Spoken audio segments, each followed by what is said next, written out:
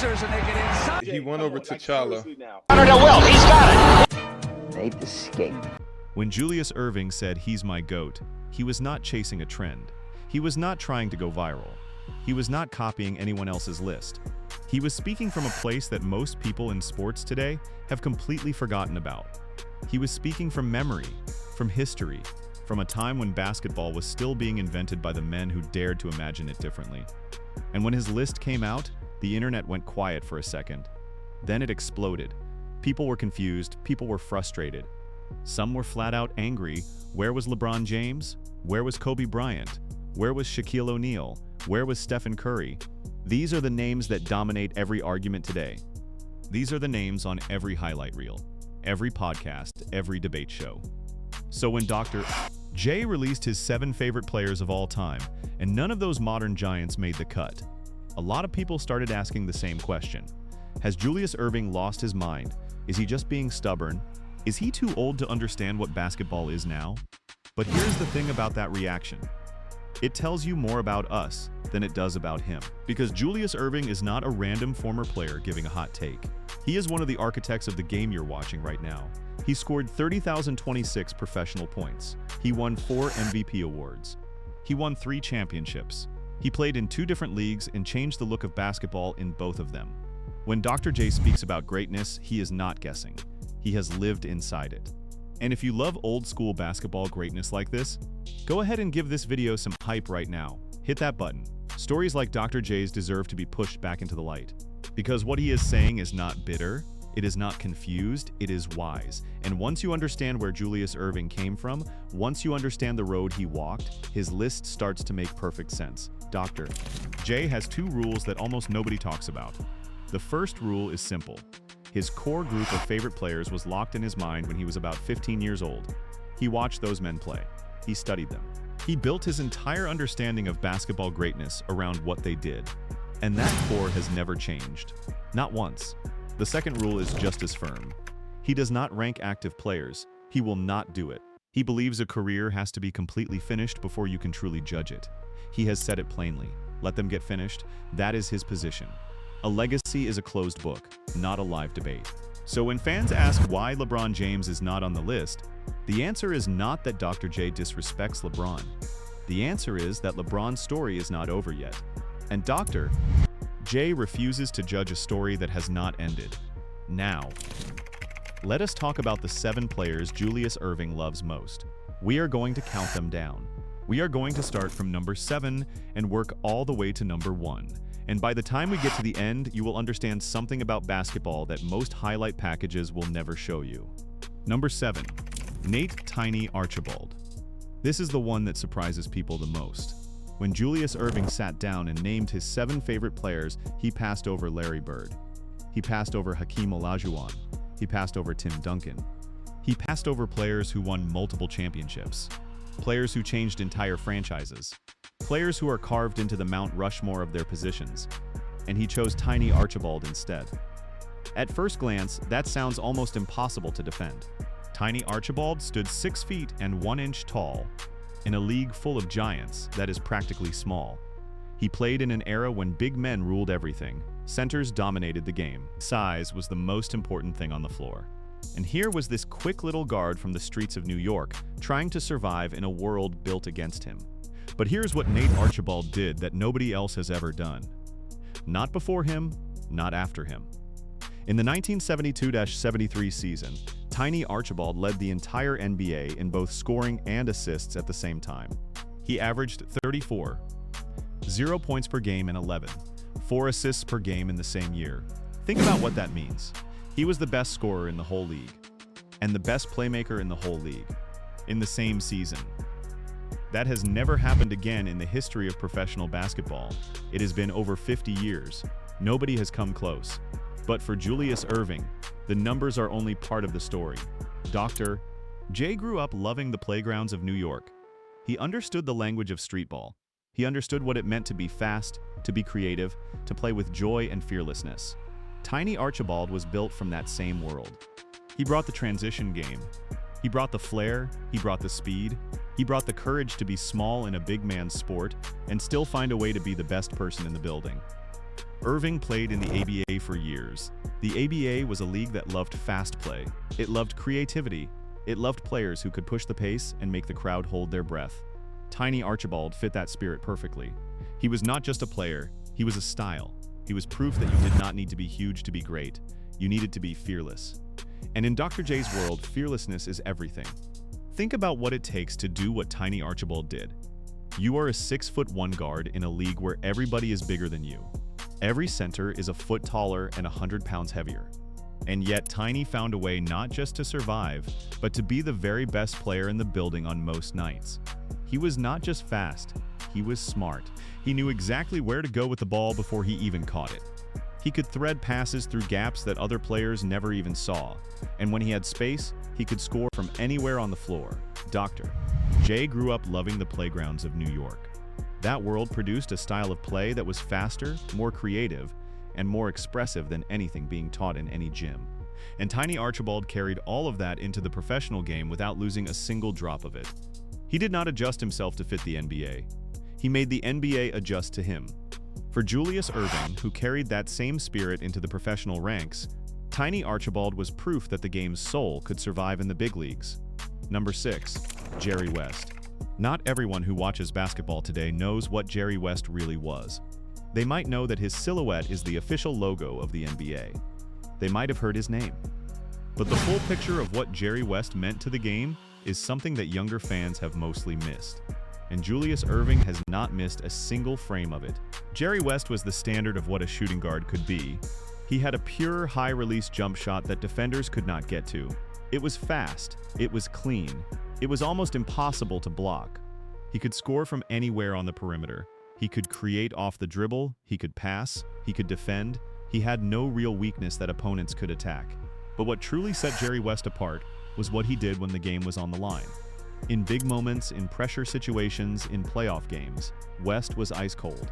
He earned the nickname Mr. Clutch for a reason. He showed up when it mattered most.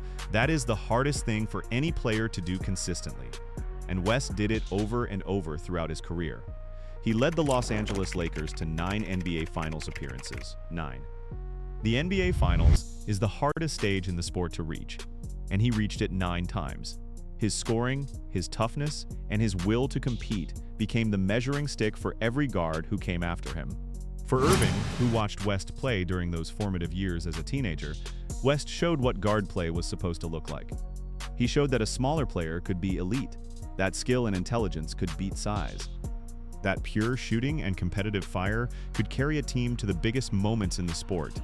When Dr. J thinks about the backcourt, Jerry West is one of the first 2 names that come to mind without any hesitation.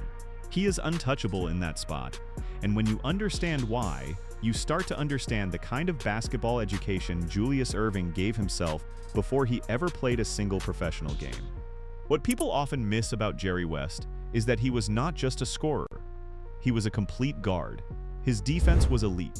He pressured the ball, got into passing lanes, and made the job of opposing ball handlers miserable every single night. And his will to compete was unmatched. There are players who shrink under finals pressure. Jerry West was the opposite. He expanded under pressure. He became more focused, more precise, more dangerous. The bigger the moment, the sharper he got. That is a quality you either have or you do not. And West had it in amounts that very few players in the history of the sport have ever matched. Julius Erving recognized that quality because he had it himself. He knew what it felt like to want the ball in the biggest moments. And watching West do it year after year gave young Julius Erving a model for what a great competitor truly looks like. Number 5. Oscar Robertson. If Jerry West is the standard of the shooting guard position, then Oscar Robertson is the standard of something even bigger. Oscar Robertson is the standard of what a guard can be when every single limit is removed. Oscar Robertson was 6 feet and 5 inches tall. That is enormous for a guard, especially in the era he played in. And he used every inch of that size to do things that smaller guards simply could not do. He could post up guards who were shorter than him. He could shoot over defenders who tried to crowd him. He could pass through any defense with his vision. He could rebound from the guard position. He could control an entire game by himself. In his first 5 professional seasons, Oscar Robertson averaged a triple-double every single season. A triple-double means at least 10 points, 10 rebounds, and 10 assists in a game. Averaging that across an entire season is almost unthinkable. He did it across 5 straight years. That level of all-around performance was not matched for over 50 years in the NBA. Before anyone used the word positionless basketball, before anyone talked about players who can do everything, Oscar Robertson was already doing it. He did not fit any single position because he was better than everyone at every position. He was a complete basketball player at a time when most players were only expected to do one or two things well. Julius Erving watched Oscar Robertson and saw something he valued more than almost anything else in the game. Total control. Not just scoring control, not just playmaking control, full, complete control of the basketball game from the guard position. Erving, who himself was a dominant rebounder in college and a versatile scorer in the ABA, recognized a kindred spirit in Robertson. A player who refused to be limited? A player who made the entire game smaller by being bigger than all of it. That is why Oscar Robertson is untouchable in Erving's backcourt. It is worth pausing on what it meant to average a triple-double for 5 full seasons in today's game. A player who gets a triple-double in a single game is celebrated. Oscar Robertson averaged it over entire years, every game, home or away. Early season or late playoff push. He did this while leading his team, guarding the other team's best backcourt player, and affecting the game in every possible way. He was doing everything all the time. Dr. J loved this because he understood it. In the ABA, Erving was not just a scorer. He was a rebounder, a playmaker, a defensive force. He wanted to affect the game in every way possible. And Robertson was the clearest example in history of what that total commitment to the full game looked like at the guard position. Robertson also won a championship with the Milwaukee Bucks in 1971, teaming with a young Kareem Abdul-Jabbar, 2 of Dr. J's top 7 players on the same team, winning together for Erving. That was not a coincidence. That was just what happens when true greatness meets more true greatness. Number 4, Wilt Chamberlain. There has never been anyone like Wilt Chamberlain in the history of basketball. Not before him, not since. When you talk about physical dominance, when you talk about what one body can do to an entire sport, Wilt Chamberlain is the only conversation. He scored 100 points in a single game. 100 points. That number still sounds made up.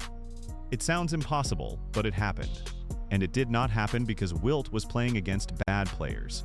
It happened because Wilt was so physically overpowering that the defense had no real answer for what he was doing. He averaged over 50 points per game for an entire season.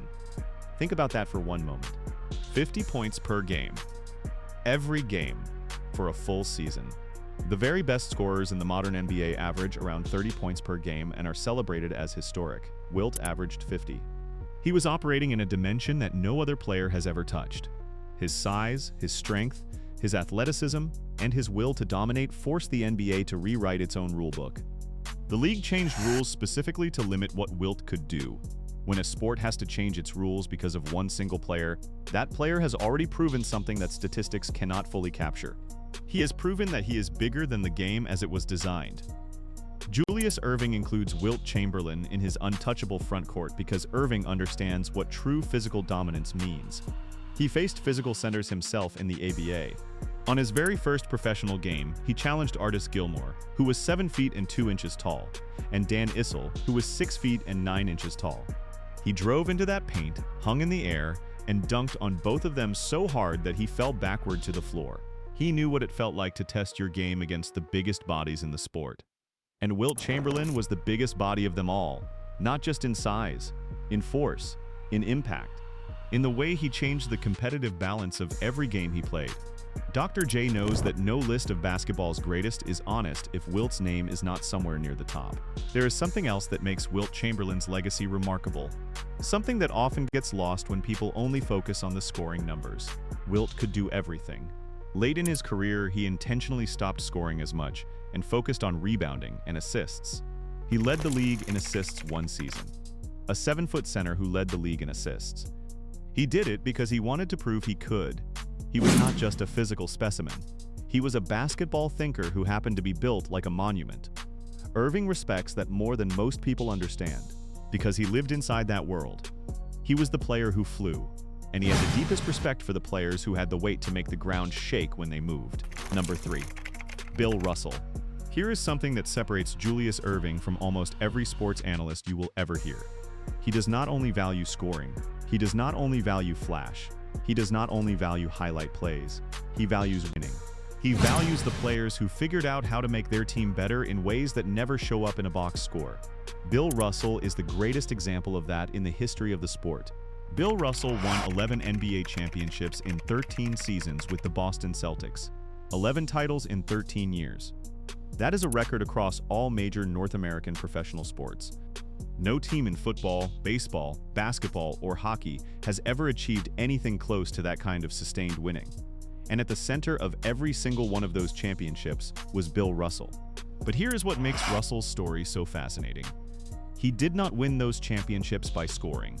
His career scoring average was about 15 points per game.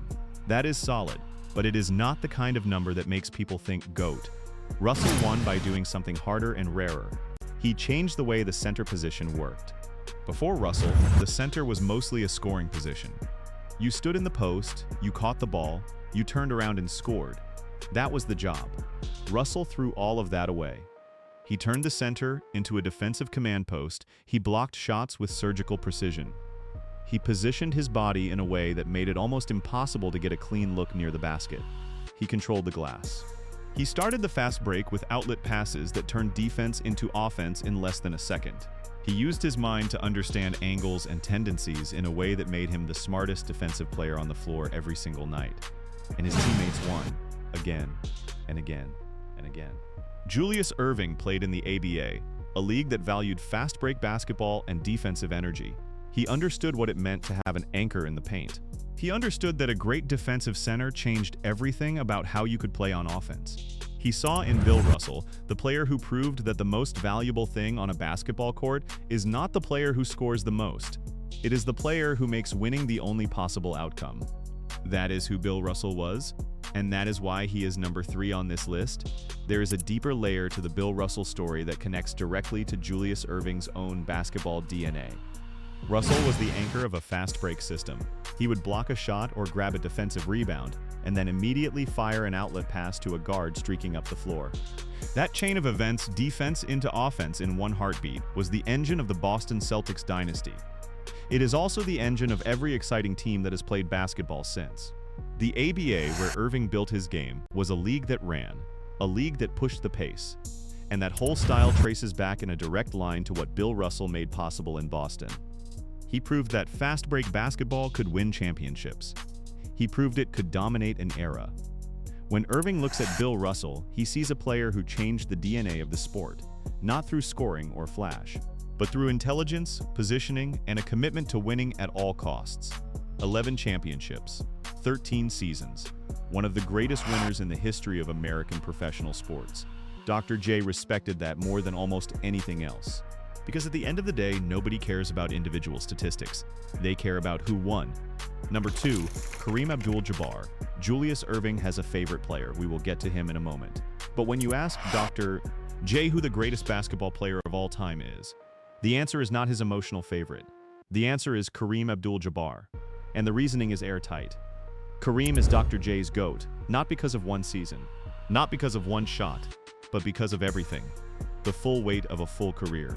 The total sum of a complete life in basketball. Kareem Abdul-Jabbar won 6 NBA championships. He did it in 2 completely different places, with 2 completely different supporting casts. He anchored the Milwaukee Bucks into a dynasty early in his career. Then he moved to Los Angeles and anchored the Showtime Lakers into one of the most beloved dynasties in the history of the sport. Different teams, different decades, different rosters, same result, championships. He won 6 MVP awards. That is the most in NBA history, 6 times. The entire league looked around at every player on every team and said the same thing. Kareem Abdul-Jabbar is the best basketball player in the world, 6 times. He finished his career with 38,387 regular season points. That is the all-time record in the NBA. He set it in an era with no three-point line providing easy bonus points. He set it without the advantage of modern sports science, modern nutrition, and modern training methods. He set it by playing at an incredibly high level from his 20s all the way into his 40s. And the weapon that made all of it possible is the most beautiful and devastating move in basketball history, the skyhook. Kareem would catch the ball on the low block. take one step, extend his arm high above his head, and release the ball in a soft arc toward the basket. It was unblockable. Defenders tried for 2 decades to stop it. Nobody found an answer. The shot was geometrically perfect. It was physically unreachable. It was basketball architecture. For Julius Erving, who values skill, longevity, winning, and durability above everything else in his GOAT evaluation, Kareem Abdul-Jabbar checks every single box. He was not just great for a moment, he was great for a generation. And that is what separated him from everyone else in Erving's mind. Think about what it means to win 6 MVP awards. That is not luck. That is the whole league, across different decades and different styles of play, arriving at the same conclusion 6 separate times. The best basketball player in the world is wearing number 33. Kareem also played through the most dramatic changes the sport has ever seen. He played in the slow, methodical NBA of the early 1970s. He played in the wide-open Showtime era of the 1980s. He adapted. He remained dominant across all of it. And the skyhook. Defenders spent 20 years trying to stop it. Nobody ever did. The shot was released so high that no human being could get to it without fouling. It was the safest, most unstoppable offensive weapon in the history of the game. And Kareem used it 38,387 times on his way to the all-time scoring record. That is Dr. J's GOAT. And honestly, when you lay it all out, it is very hard to argue. Now we are at number 1. The player Julius Erving has called his absolute favorite of all time. The player who changed what Dr. J thought was possible. The player who, without ever knowing it, created the blueprint that Julius Erving would spend his entire career perfecting. Number 1. Elgin Baylor. Before there was Dr. J, there was Elgin Baylor. And that is not just a statement about timing. That is a statement about lineage, about where things come from, about who imagined the path first. Elgin Baylor did something in basketball that nobody had ever done before him. He took the game off the ground. He introduced a vertical dimension to the small forward position that simply did not exist until he showed up. Before Baylor, basketball was mostly horizontal. Players moved side to side. They set up plays, they made passes, they caught and shot from their feet. The game was organized, methodical, and earthbound. Baylor changed all of that. He drove toward the basket and then refused to land. He hung in the air. He created mid-air body control that defenders had never seen and did not know how to guard. He used hanging jump shots, creative drives, and acrobatic layups to score in ways that looked like they belonged to a different sport. His moves looked improvised because they were. He was making up new basketball in real time, every night, in front of crowds that could not believe what they were seeing. He made the small forward position feel like art. Julius Erving watched Elgin Baylor as a teenager and something clicked inside him. He looked at what Baylor was doing, looked at his own body, looked at his own instincts, and recognized something. He recognized that this was the path. This was the language. This was the style of play that fit who he was. He modeled his own game after Baylor. He took what Baylor showed him, and then he made it louder. He made it higher. He made it longer. When Dr. J entered the ABA with the Virginia Squires at 21 years old, he brought all of that vertical creativity with him and turned up the volume on it. He averaged 27, 3 points and 15, 7 rebounds per game in his first season. He led the league in offensive rebounds. In his very first professional game against the Kentucky Colonels and their massive front court of Artis Gilmore and Dan Issel, Erving drove to the rim and threw down a dunk so powerful that it knocked him flat on his back. He was 21 years old. He was fearless. He had learned from watching Baylor that the air was the safest place to be. When you look at Erving's college career, you start to see how much he had already internalized Baylor's lessons. At the University of Massachusetts, Erving averaged 26, 3 points and 20, 2 rebounds per game. He is one of only 5 players in the history of NCAA men's basketball to average more than 20 points and 20 rebounds per game. On his 21st birthday, he put up 36 points, 32 rebounds, and 7 assists against Syracuse, in front of a crowd that had packed beyond its limit just to watch him play. This was Baylor's influence in action. Total control of the game from the wing. Scoring, rebounding, passing, creating, refusing to be limited to just one part of the game. In 1972, there was an off-season exhibition called the Super Game. It brought together the best players from the ABA and the NBA to compete on one court. During that game, Erving stole the ball from Paul Silas and drove past Archie Clark. Then he took off from the free throw line and threw down one of the most legendary dunks in basketball history, while a backpedaling Oscar Robertson, one of his own untouchable heroes, watched with his mouth open in amazement. Dr. J did not just admire his heroes, he played against them. He performed in their presence. He tested himself on the same floor as the men he had worshipped as a kid, and then he showed that he belonged. In 1976, Erving won the first ever ABA slam dunk contest at the All-Star Game. He took off from the free throw line and glided through the air as if Elgin Baylor's memory was carrying him. It was the most famous dunk in the history of the contest. It became the image that defined what a dunk contest could be. In 1977, after the ABA and NBA merged and Erving joined the Philadelphia 76ers, he went to the NBA Finals for the first time. He faced Bill Walton and the Portland Trail Blazers. In Game 6 of that series, he executed a thunderous dunk over Walton, one of his untouchable heroes, on the biggest stage, in front of the whole world. In 1980, in the NBA Finals against the Los Angeles Lakers, Erving performed what many people still call the single most beautiful play in basketball history. He drove the baseline, went behind the backboard, floated through the air, and released a reverse layup on the other side of the glass with the softest touch imaginable. He evaded Kareem Abdul-Jabbar, his own personal GOAT pick, and Mark Landsberger at the same time. The Lakers won that series. A rookie named Magic Johnson was unbelievable, but nobody who was in the building that night forgot what Dr. J did on that play. It was something from another world. In 1983, Erving finally won his NBA title. It took a trade to bring Moses Malone to Philadelphia. Malone anchored the paint the way Mel Daniels had once anchored it in the ABA. He grabbed every rebound, he controlled the interior. He freed Erving to operate on the perimeter the way he had always been built to operate. That year, the 76ers went 65-17 in the regular season. Erving punctuated it with his famous rock the baby dunk over Michael Cooper of the Lakers. He cupped the ball on his forearm, soared to the basket, and slammed it home in a single flowing motion. Pure Baylor, pure flight, pure Dr. J. Now let us pull back and look at everything together. Because when you lay all 7 names next to each other, you stop seeing a list, you start seeing a map, you start seeing the basketball education of one of the greatest players who ever lived. Tiny Archibald gave Dr. J the playgrounds, the speed, the fearlessness of a small man in a big world, the proof that creativity and quickness could beat size. Jerry West gave Dr. J the standard of the perimeter, the clutch jump shot, the cold competitor who never wilted when the game was biggest, the proof that skill and toughness could carry you to the finals over and over. Oscar Robertson gave Dr. J the vision of total control, the all-around player who refused to be defined by one role, the man who was averaging triple-doubles before anybody had a name for it. Wilt Chamberlain gave Dr. J the understanding of physical force, what it looks like when one body is so dominant that the sport itself has to adjust, the reminder that some things in basketball are simply beyond explanation. Bill Russell gave Dr. J the definition of winning, not scoring, winning. The player who built his legacy on championships and championships alone, the proof that the greatest value on a basketball team is the ability to make your teammates better.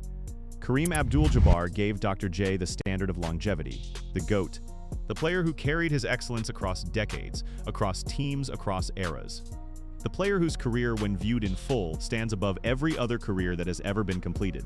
And Elgin Baylor gave Dr. J everything else, the flight, the creativity, the vertical game, the courage to take the game somewhere nobody had ever taken it.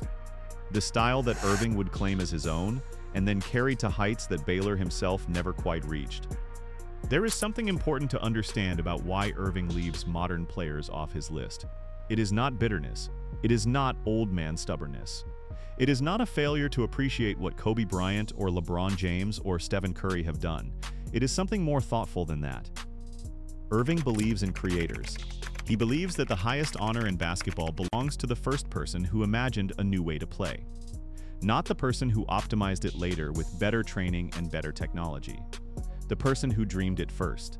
Kobe Bryant was magnificent, but Erving has noted that Kobe was, at his core, an optimized version of Michael Jordan. And Michael Jordan was himself an evolution of the style that Erving and Baylor pioneered together. The lineage is real. The creativity flows in one direction, from Baylor, through Erving, through Jordan, through Kobe. But in Erving's mind, the original creators carry a weight that the refiners can never fully match, no matter how brilliant they become. And then there's the finished career rule. Erving will not rank active players. He thinks it is premature. Legacy requires completion. You cannot judge a story while it is still being written. That is his standard. And it is a more serious standard than almost anything modern sports analysis applies. Julius Erving's 7 favorite players are not names from the past. They are the roots of the game you are watching right now. Everything you love about modern basketball traces back to these 7 men. They built the road, and then Julius Erving flew across it. He did not invent flight from nothing. He watched Elgin Baylor and saw what was possible. He studied Oscar Robertson and learned that limits were made to be broken. He watched Bill Russell win and understood that championships were the only real measuring stick. He saw Wilt Chamberlain force the league to rewrite its rules and grasped the meaning of true physical dominance. He watched Jerry West drain clutch shots in the biggest moments and understood what ice in the veins actually looked like. He watched tiny Archibald light up the league at 6 feet and 1 inch and felt the fire of playground basketball burning inside him. And then he went out and became the player who connected all of those lessons into one body, one career, one legacy that still echoes through every arena in the world.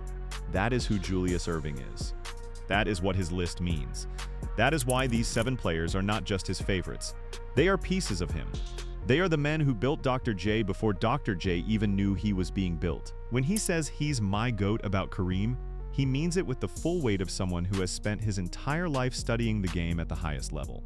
When he names Elgin Baylor as his personal favorite, he means it with the gratitude of a student who never forgot his teacher. And when he skips the modern names, he does it with the patience of a man who knows that great stories deserve to be finished before they are judged. Julius Erving flew higher than almost anyone. But even he knew he was standing on someone else's shoulders, and those shoulders belonged to 7 men who changed basketball forever, before most of the world knew how to watch it properly. Because even the greatest players who ever lived needed someone to show them the way up.